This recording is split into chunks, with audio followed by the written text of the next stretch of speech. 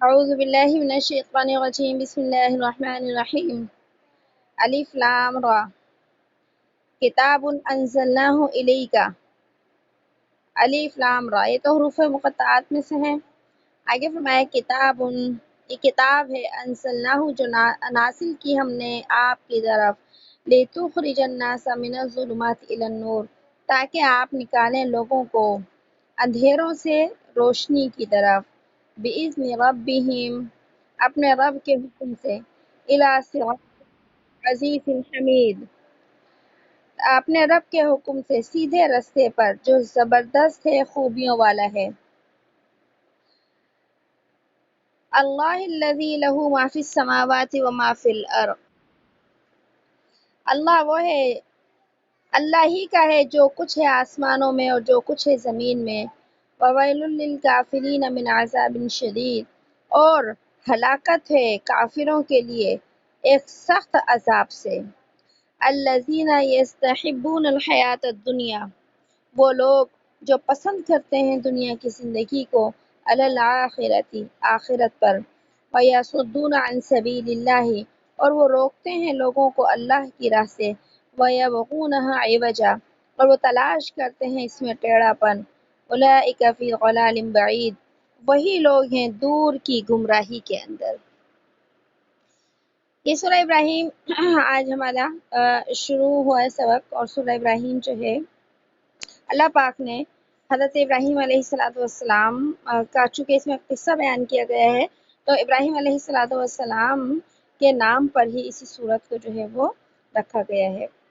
تو یہ سورت بھی مکی ہے، اس لیے سورت کے اندر بھی رسالت اور نبوت اور توحید اور ماننے والوں کے انعام اور نہ ماننے والوں کی سزاؤں کا جو ہے وہ تذکرہ کیا جائے گا۔ پہلی آیت میں اللہ پاک نے پہلی آیت کو اللہ نے حروف مقطعات سے شروع کیا، اور حروف مقطعات کو ہم بار بار پڑھ چکے ہیں کہ یہ اللہ کے رازوں میں سے ایک راز ہیں، یعنی ان کا معنی یا تو اللہ کو پتہ ہے یا پھر اس کا علم اس نے اپنے نبی صلی اللہ علیہ وسلم کو دیا تھا۔ امت کو اس کا علم نہیں دیا گیا، لیکن اس کے اوپر ہمارا ایمان ہونا چاہیے بس۔ آگے فرمایا کتاب انزلناہ الیک، یہ کتاب ہے جو نازل کی ہم نے آپ کی طرف۔ تو اللہ نے کتاب کا تذکرہ یعنی کہ قرآن مجید کا کیا کہ جس طریقے سے اللہ رب العزت جو ہیں وہ بڑی شان کے مالک ہیں، اسی طرح اللہ کی جو کتاب ہے وہ بڑی شان والی ہے، اور جس نبی کی طرف اس قرآن کو نازل کیا گیا وہ نبی بھی بہت اونچی شان والا ہے۔ اور بھی فرمایا کہ اللہ نے قرآن مجید کو نازل کیوں کیا ہے، تو اس کی وجہ قرآن نے خود بیان کی، لِتُخْرِجَ النَّاسَ مِنَ الظُّلُمَاتِ، تاکہ نکالے لوگوں کو اندھیروں سے، اِلَى النُّورِ، روشنی کی طرف، بِإِذْنِ رَبِّهِمْ، رب کے حکم سے۔ یہاں پر الناس کا جو ہے وہ لفظ قرآن کریم نے استعمال کیا۔ الناس سے مراد ہوتے ہیں انسان، اور اس سے نبی صلی اللہ علیہ وسلم کے دور کے انسانوں سے لے کر قیامت تک کے آنے والے سارے کے سارے انسان ہیں، کیونکہ نبی صلی اللہ علیہ وسلم کو جب نبوت ملی تو پھر قیامت تک کے انسانوں کے نبی آپ اکیلے ہیں، اب کوئی نبی نہیں آئے گا، تو اس وجہ سے الناس سے قیامت تک کے سارے انسان مراد ہیں یہاں پر۔ اور اس کے بعد فرمایا من الظلمات، ظلمات جو ہے اندھیروں کو کہتے ہیں، ٹھیک ہے۔ اور دیکھیے الظلمات یہ جمع ہے، ایک ہوتا ہے نا واحد، ایک ہوتا ہے جمع، تو یہاں پر اللہ نے ظلمات کو جو ہے جمع کے صیغے میں، جمع کے لفظ میں بیان کیا، اور اس کے بعد ہے النور، یہ مفرد ہے، واحد ہے،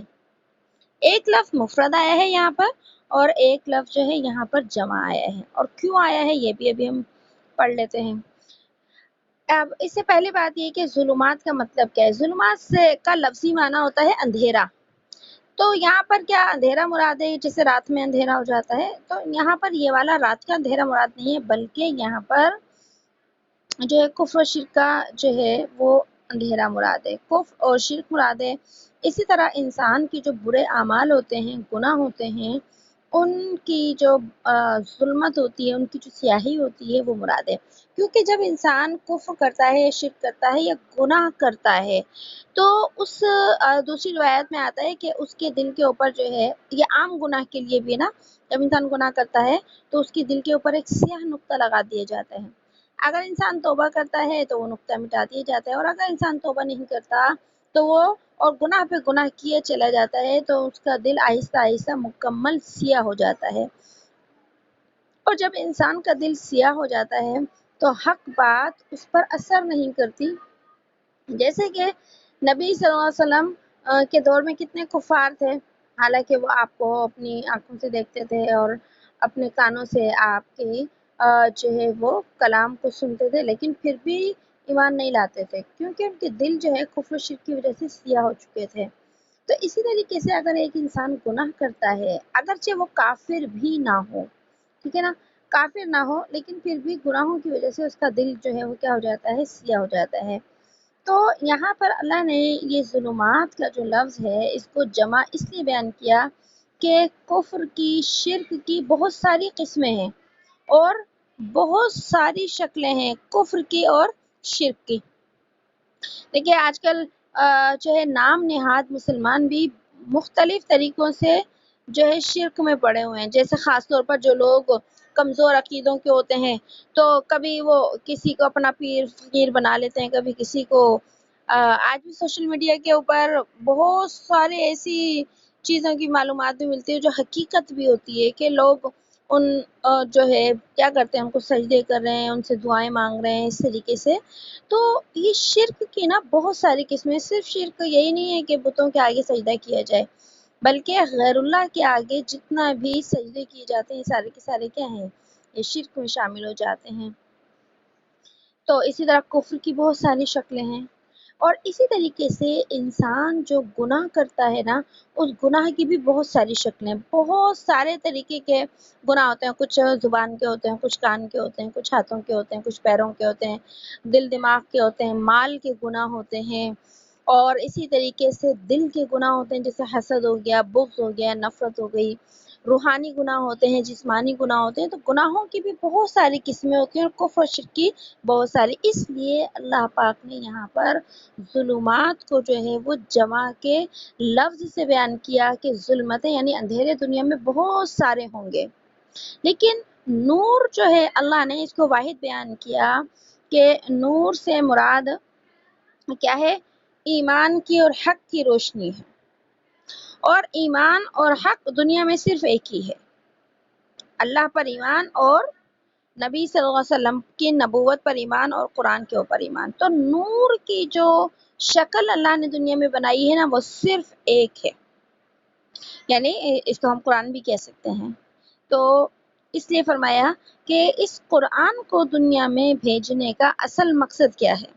کہ دیکھیے نبی علیہ الصلوۃ والسلام تو انسان تھے، تو نبی کی تو ایک مخصوص عمر تھی، اس عمر کے بعد وہ کیا ہوگا، دنیا سے تشریف لے گئے، لیکن اللہ نے انسانوں کے لیے ایک کتاب نازل ایسی کر دی کہ وہ ہر دور کے انسانوں کے پاس رہے گی، اور وہ اس سے کیا کرتے رہیں گے، رہنمائی حاصل کرتے رہیں گے۔ اس لیے فرمایا کہ میں نے قرآن کو اس لیے نازل کیا تاکہ وہ تمہیں ظلمات سے، اندھیروں سے روشنی کی طرف نکالے، اور فرمایا بِإِذْنِ رَبِّهِمْ، کہ اللہ کے حکم سے، کہ کسی انسان کو ہدایت ملنا یہ کسی کے اختیار میں نہیں ہے، یہ انبیاء علیہ الصلوۃ والسلام کے اختیار میں بھی اللہ نے نہیں رکھا تھا کہ انبیاء علیہ السلام اپنے اختیار سے کسی کو ہدایت دے دیتے۔ اگر ایسی ہی بات ہوتی تو ابراہیم علیہ الصلوۃ والسلام اپنے باپ کو بھی ہدایت دے دیتے، اور نبی علیہ الصلوۃ والسلام اپنے چاہنے والے چچا ابو طالب کو بھی ہدایت دے دیتے، لیکن اللہ نے ہدایت جو ہے صرف اپنے اختیار کے اندر رکھی۔ اس لیے فرمایا کہ یہ ہدایت اور اندھیروں سے روشنی کا اندر جو ہے نکلنا، یہ اللہ کے حکم سے ہوتا ہے۔ جو انسان حق راستے کی تلاش کرتا ہے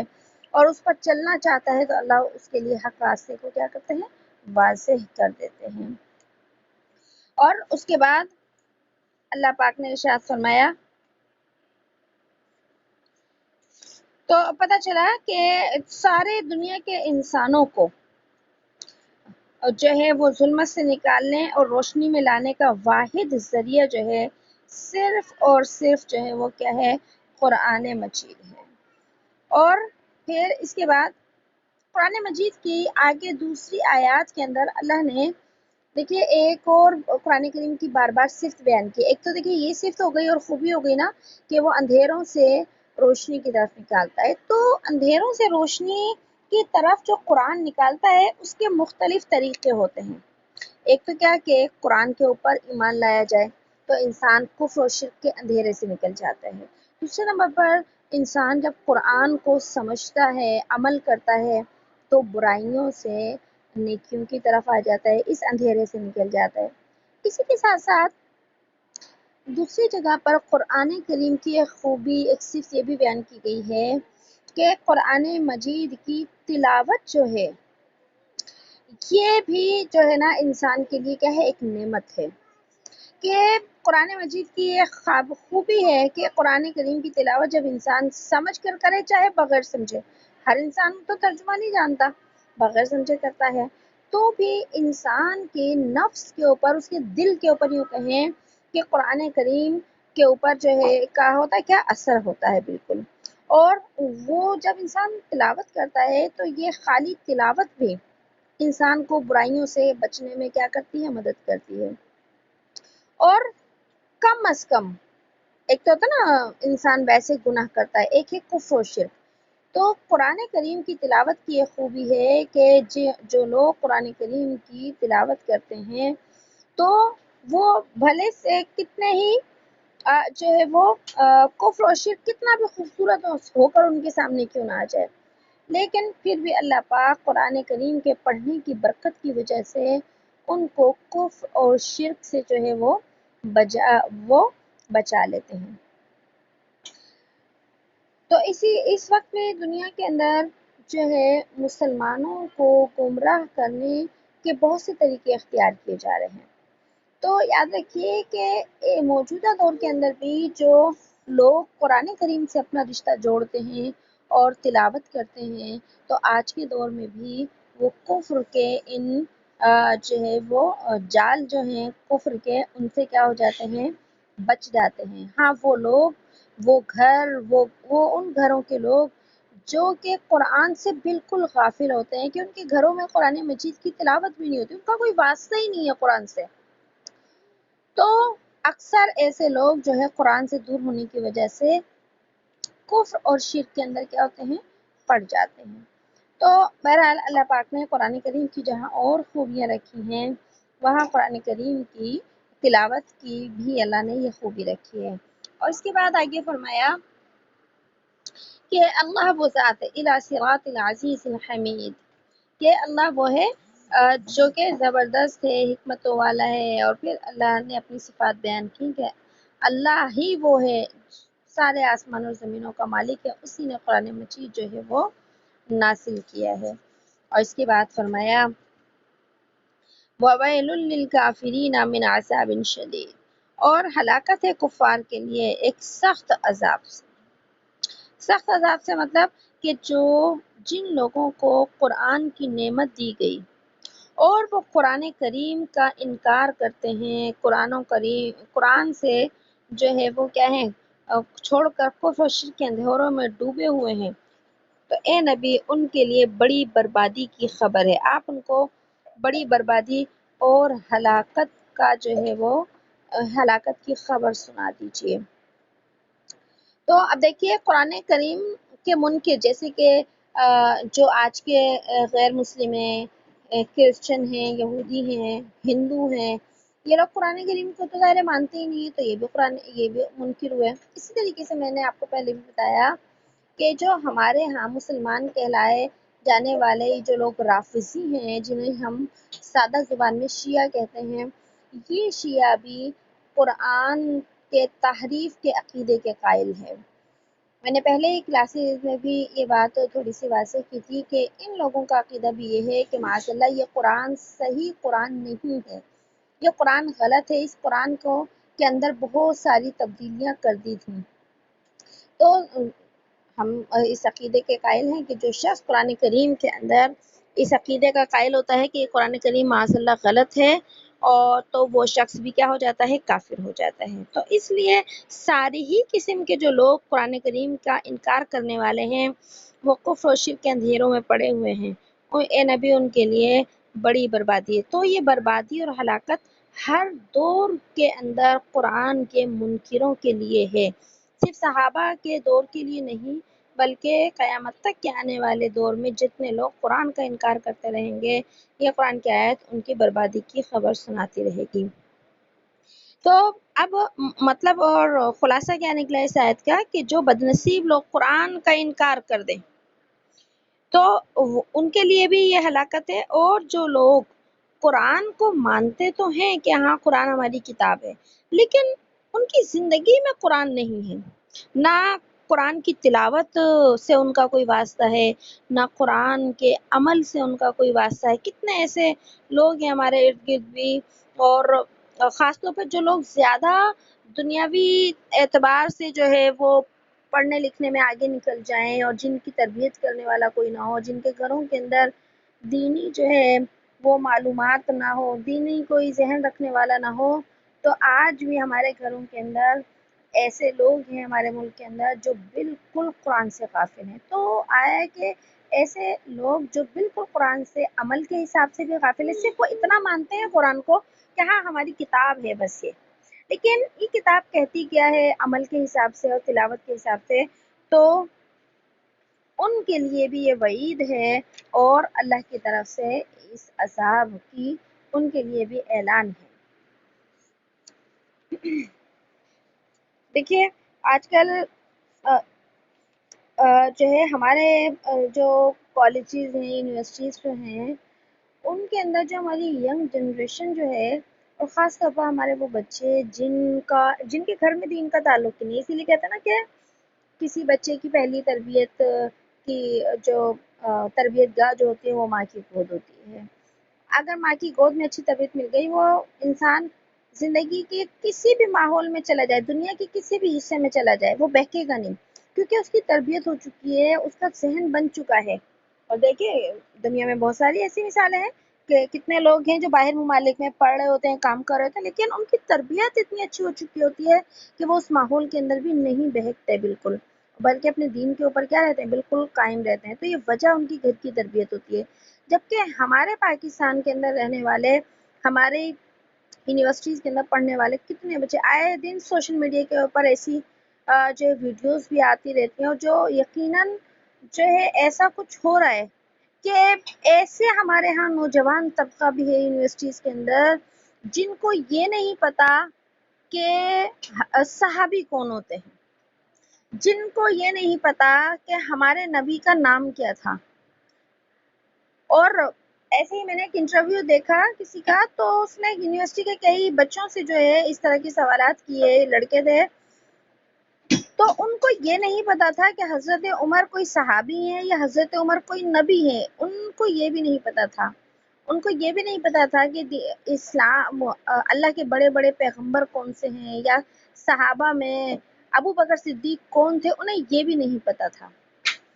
تو یہ کیوں ہے؟ یہ قرآن سے دوری کی وجہ ہے۔ جن گھروں کے اندر قرآن کی تعلیم نہیں ہوتی، تلاوت نہیں ہوتی، قرآن سے کوئی ذوق و شوق نہیں ہوتا، تو پھر مسلمان جگہوں پر رہتے ہوئے، مسلمان ملکوں میں رہتے ہوئے بھی ہمارے بچوں کا یہ حال ہو جاتا ہے۔ اس لیے فرمایا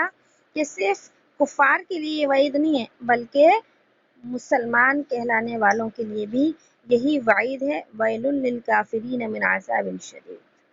اور آگے فرمایا الذین یستحبون الحیات الدنیا، کہ جو لوگ پسند کرتے ہیں دنیا کی زندگی کو آخرت کے اوپر۔ اس آیت کے اندر اللہ رب العزت نے جو ہے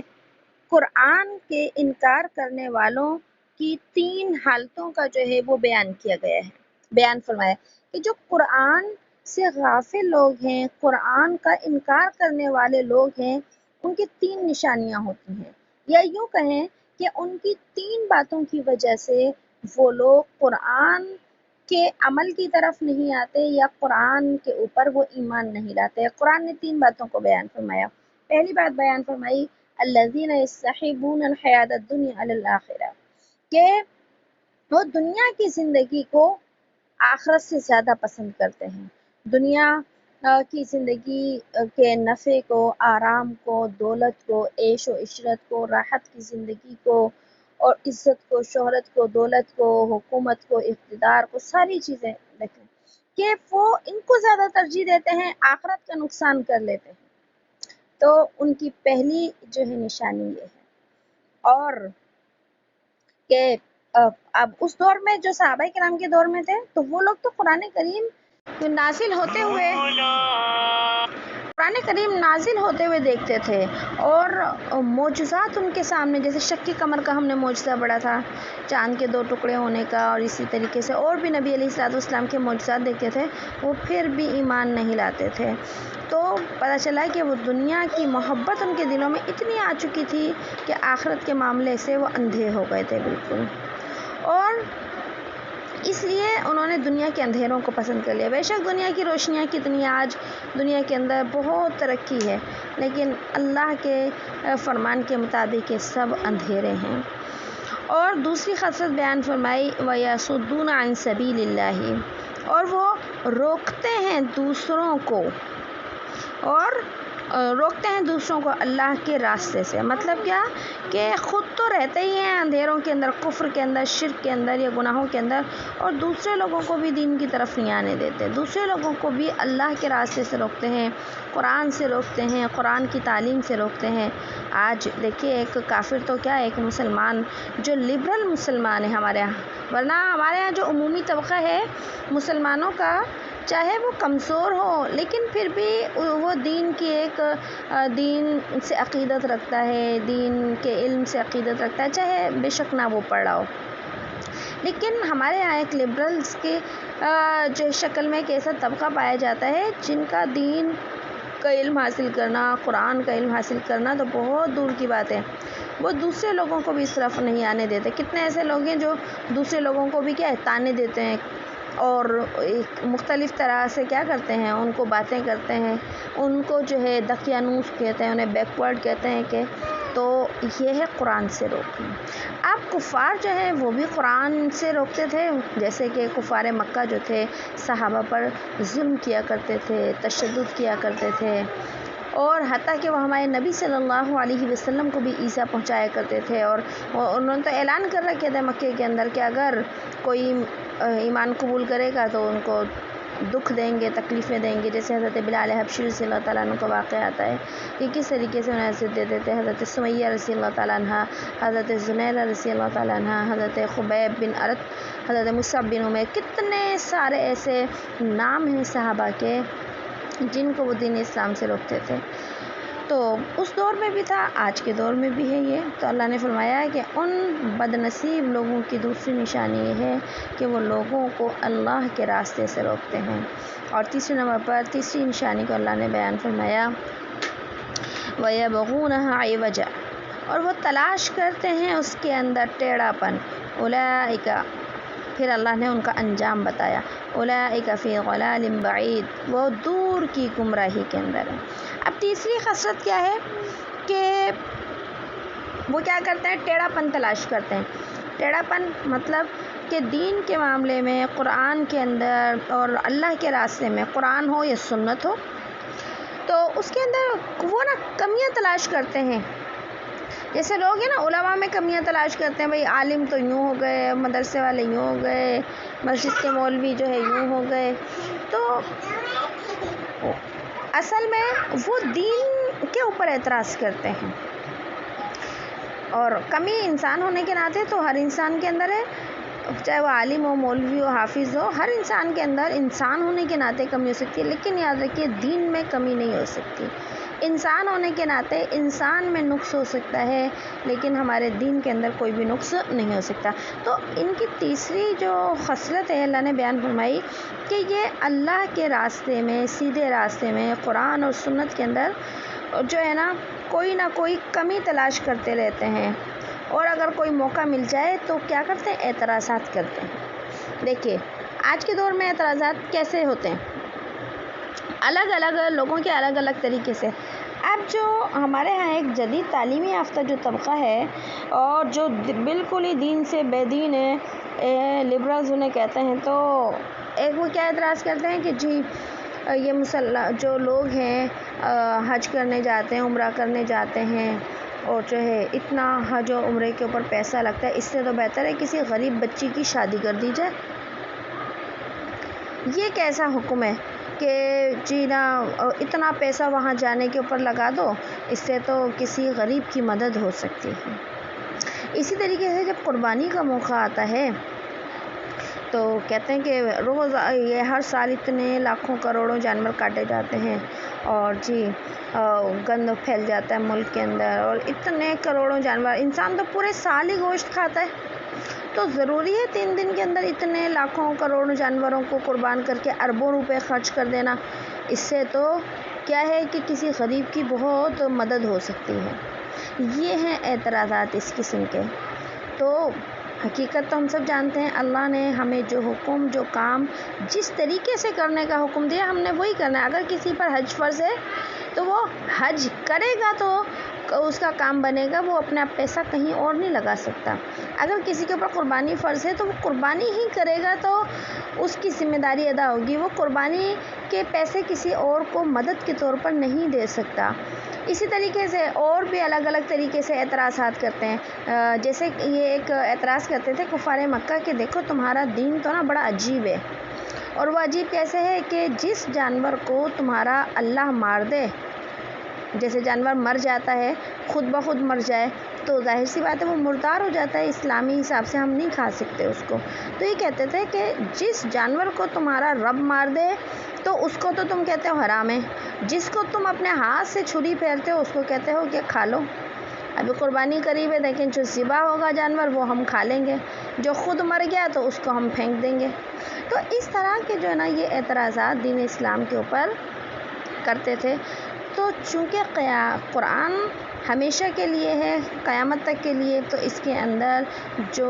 حالات بیان کیے گئے ہیں وہ بھی ہر دور کے انسانوں کے لیے ہیں، کہ آج کے دور میں بھی جو لوگ ان 3 چیزوں کے اندر لگتے ہیں کہ دنیا کی زندگی کو وہ ترجیح دیتے ہیں۔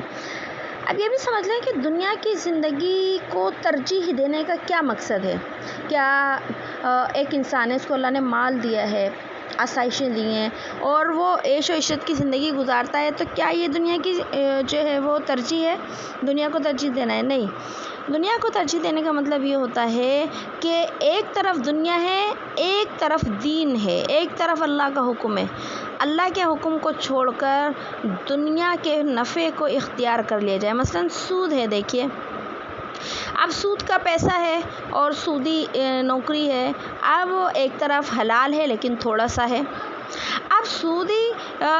سود کے معاملے کو اختیار کر لینا اور حلال کو چھوڑ دینا، تو ایک یہ بھی صورت بن سکتی ہے۔ اسی طرح ہر وہ کام جس کے اندر اللہ کا حکم کچھ اور ہو، اور دنیا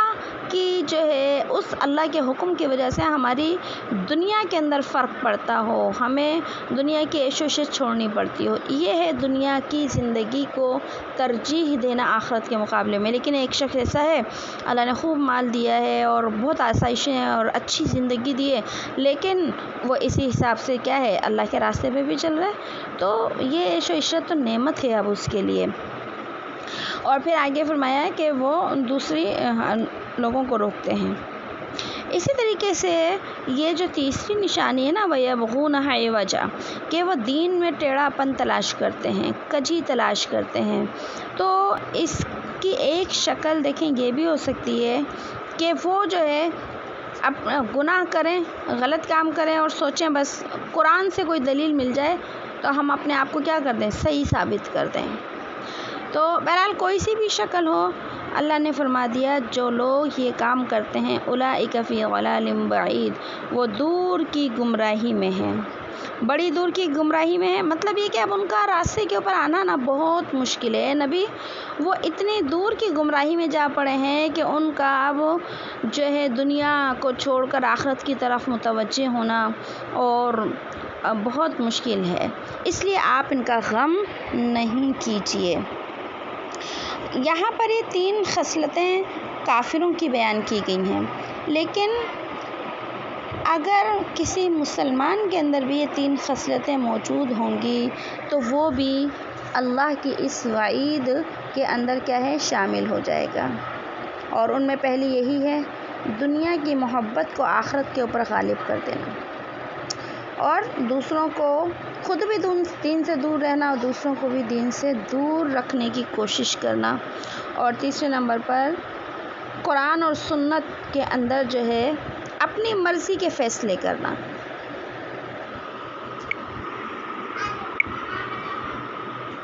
اچھا، میٹنگ ختم ہونے کا جو ہے وہ میسج آ گیا ہے میرے پاس، ٹھیک ہے، تو یہیں تک رکھ لیں پھر سبق آج۔ آگے والا جو سبق ہے نا وہ بھی تھوڑا سا بڑا ہے۔ جی جب تک چل رہی ہے 1-2 منٹ کی چلنے دیں۔ جی، آگے یہ والا تو ختم ہو گیا، اب آگے نئی آیت شروع ہوگی۔ میں اس مسئلے کو بتا دیتی ہوں، جو یہ آیت جو ہم نے پڑھی تھی نا اس کی تشریح مکمل ہو گئی۔ اس دن جو آپ مسئلہ پوچھ رہی تھی نا وہ نفل والا، تو ہاں نفل والا جو مسئلہ پوچھ رہی تھی، باجی آپ کا مائک کھلا ہوا ہے، تو وہ مسئلہ پھر میں نے دارالفتہ سے تو نہیں پوچھا، وہ مسئلہ مجھے بھی پتا تھا، اس وقت میں نے غور نہیں کیا تھا آپ کی بات پہ زیادہ، اصل میں میٹنگ بھی ختم ہو رہی تھی۔ تو دیکھیے مسئلہ اصل میں یہ ہے کہ اگر سنت غیر موقدہ یا نفلی نماز ایک ہی ہوتی ہے دونوں نا، اگر ہم 4 رکعت کی نیت باندھ رہے ہیں تو 2 رکعت کے اوپر بیٹھ کر اتحیات کے بعد دعائیں وغیرہ پڑھی جا سکتی ہیں، ٹھیک ہے، اور جب تیسری رکعت میں جب ہم کھڑے ہوتے ہیں تو ثنا بھی پڑھی جا سکتی ہے، ٹھیک ہے۔ اب تھوڑا سا الفاظ کا میرا فرق سمجھیے گا کہ میں کہہ رہی ہوں پڑھی جا سکتی ہے، اور ایک ہے یہ کہیں کہ پڑھنا ضروری ہے، دونوں مسئلوں میں بہت زیادہ فرق ہے، ٹھیک ہے۔ تو پڑھی جا سکتی ہے، پڑھ سکتے ہیں بالکل، لیکن پڑھنا ضروری نہیں ہے۔ اگر کوئی نہیں پڑھتا تو سجدہ صاحب نہیں ہوگا، ٹھیک ہے۔ خالہ کا اس دن یہ زیتون خالہ کا یہی سوال تھا کہ سجدہ صاحب ہوگا یا نہیں، تو سجدہ صاحب نہیں ہوگا، کیونکہ یہاں پر پڑھنا ضروری نہیں ہے، واجبات میں سے نہیں ہے یہ، اس کے لیے صرف نفلی نماز ہوتی ہے، تو ایک جو ہے یہاں پر گنجائش ہے پڑھنے کی، فضیلت کہہ لیں یا ثواب کا زیادہ اضافہ کہہ لیں، اس وجہ سے پڑھی جا سکتی ہے، ٹھیک ہے۔ اگر کوئی نہیں پڑھتا تو بالکل اس کی نماز بھی ہو جائے گی۔ پھر آگے یہ بھی سن لیں کہ یہ کیوں پڑھ سکتے ہیں۔ تو دیکھیے جب 4 رکعت نماز نیت باندھتے ہیں نا نفلوں کی یا سنت موقدہ کی، 4 رکعت ہم نے باندھ لی، لیکن اگر ہم 2 رکعت نماز ہم پڑھ چکے ہیں، پھر ہم قعدہ میں بیٹھتے ہیں یعنی تشہد وغیرہ پڑھتے ہیں، لیکن اگر ہم وہاں پر بھی سلام پھیرنا چاہیں نا تو ہم سلام پھیر سکتے ہیں، جبکہ فرض ہیں یا سنتیں ہیں، سنت موقدہ جو ہیں، اگر 4 کی ہم نیت باندھتے ہیں نا تو ہمیں 4 کے اوپر ہی سلام پھیرنا ہوتا ہے، ہم 2 کے اوپر اپنی مرضی سے سلام نہیں پھیر سکتے، ہماری نماز ہی نہیں ہوگی، ہمیں جو ہے ظاہر سی بات ہے نماز دوبارہ سے پڑھنی ہوگی وہ۔ لیکن نفلوں کے اندر 4 کی نیت باندھیں تو 2 کے اوپر بھی سلام پھیرا جا سکتا ہے، اسے کہتے ہیں نفلوں کی 2 رکعت دوسری رکعت پہ پوری ہو جاتی ہے۔ پھر تیسری رکعت کے لیے اگر کوئی کھڑا ہو رہا ہے، مطلب اسے سلام نہیں پھیرا، پھر وہ کھڑا ہو رہا ہے تیسری رکعت کے لیے، تو وہ ثنا پڑھ سکتا ہے، کیونکہ یہ ایک نئی رکعت ہوتی ہے۔ پتہ نہیں آپ کو سمجھ میں آیا یہ ساری تفصیل یا نہیں آئی؟ نہیں باجی آ گئی؟ اچھا، جی تو خلاصہ یہ ہے کہ دوسری رکعت پر یعنی درود اور دعائیں وغیرہ پڑھی جا سکتی ہیں، ثنا بھی پڑھی جا سکتی ہے، لیکن پڑھنا ضروری نہیں ہے۔ اگر کوئی نہیں پڑھتا تو بھی نماز ہو جائے گی، اگر کوئی پڑھتا ہے تو بھی نماز ہو جائے گی، ٹھیک ہے۔ آج تو میٹنگ چل رہی ہے، ختم ہی نہیں ہوئی، میسج تو آ گیا تھا، لیکن میں نے کہا میں آگے آیت شروع کروں گی تو ختم ہو جائے گی۔ چلو ٹھیک، ہاں آگے والی بھی تشریح تھوڑی سی بڑی ہے نا، تو وہ اس وجہ سے میں نے نہیں شروع کی، پھر تھوڑی سی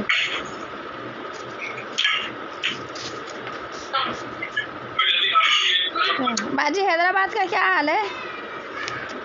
بس ماشاءاللہ بہت گرمی ہے۔ نہیں گرمی تو ہے، الیکشن کا کیا حال ہے، کیا ہو رہا ہے؟ الیکشن کا ہمیں تو نہیں پتا۔ اچھا، ہمارے یہاں تو بہت شور ہے۔ اچھا، یا الگ الگ تاریخ. کوئی ہوگی یا کل ہوگی؟ آپ گئی تھی کیا؟ کیا کہہ رہی ہیں؟ آپ نے ڈالا؟ قاری صاحب نے تو ڈالا، جو ہے نا ہماری کسی کی پرچی آئی کسی کی نہیں آئی، اس وجہ سے ارادہ تو تھا میرا ڈالنے کا، لیکن جن کی اچھا۔ پرچی آئی وہ ڈال آ گئے.